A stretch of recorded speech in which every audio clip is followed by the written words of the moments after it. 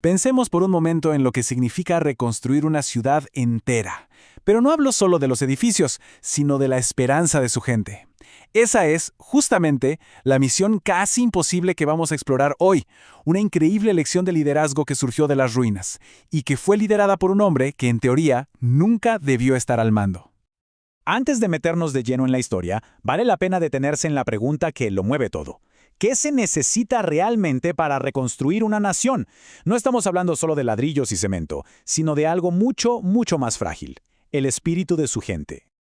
Y aquí entra nuestro protagonista, Nehemías. Ojo, no era un rey ni un general, era el copero del rey persa. Una posición de muchísima confianza, sí, pero muy alejada del poder político. Y su historia no comienza con una orden del rey, sino con un corazón roto al enterarse de cómo estaba su tierra natal. Muy bien, vamos a entender la magnitud del problema. La situación era francamente catastrófica. Los muros de Jerusalén estaban por los suelos, sus puertas totalmente quemadas. Y esto iba más allá de un problema de seguridad. Era un símbolo de fracaso, una fuente constante de vergüenza que tenía al pueblo desmoralizado.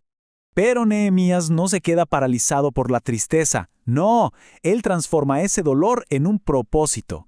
Empieza orando, sí, pero inmediatamente después diseña un plan súper audaz. Su primer paso, acercarse al hombre más poderoso que conocía, el mismísimo rey Artajerjes. Y así es como pasamos del duelo a la acción.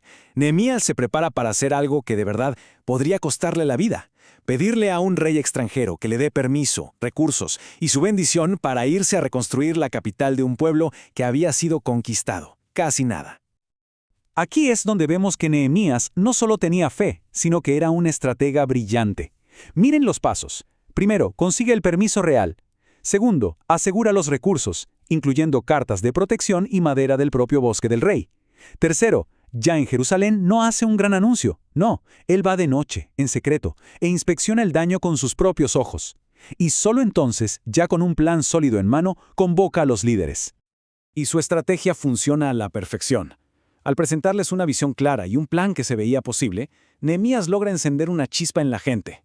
La respuesta fue unánime y llena de fuerza: levantémonos y edifiquémonos. Y este es el momento clave, en que la carga de un solo hombre se convierte en la misión de toda una nación. Pero bueno, como en toda gran historia, en cuanto empieza el trabajo, aparece la oposición. Y no fue una oposición pequeña, ¿eh? Llegó de todos lados y con muchísima fuerza. Nehemías tuvo que pelear, por así decirlo, una guerra en dos frentes. Por fuera, enemigos como Sanbalat y Tobías se burlaban y planeaban ataques. Pero quizá la amenaza más peligrosa venía de adentro: la injusticia. Los nobles estaban aprovechando de los más pobres y eso estaba destruyendo la unidad que tanto necesitaban para sobrevivir. La tensión era tan alta que cada constructor tuvo que convertirse en soldado, así de simple. Trabajaban con la herramienta en una mano y un arma en la otra. La mitad de la gente construía mientras la otra mitad hacía guardia. Es una imagen impresionante de su increíble determinación.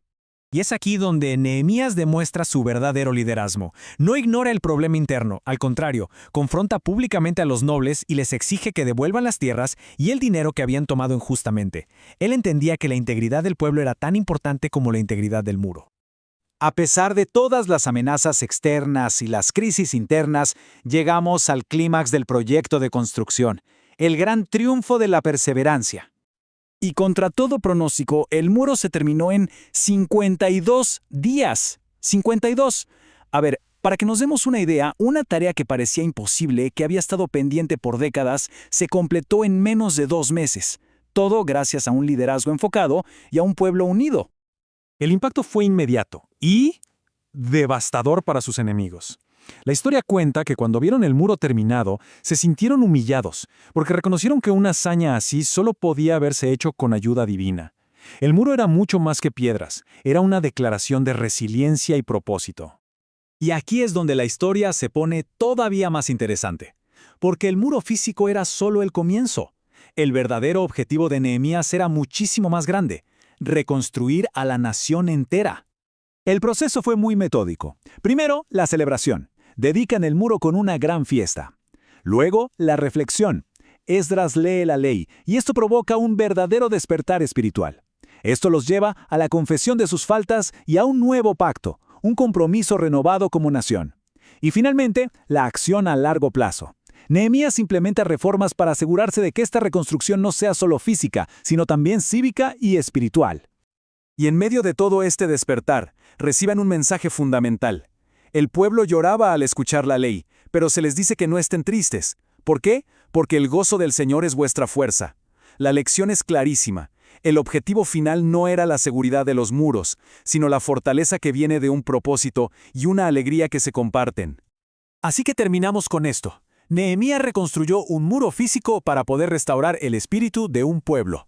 Y esto nos lleva a preguntarnos, ¿qué muros? Muros de comunidad, de justicia, de propósito, necesitan ser reconstruidos en nuestro mundo hoy en día. Una pregunta que, sin duda, nos deja pensando,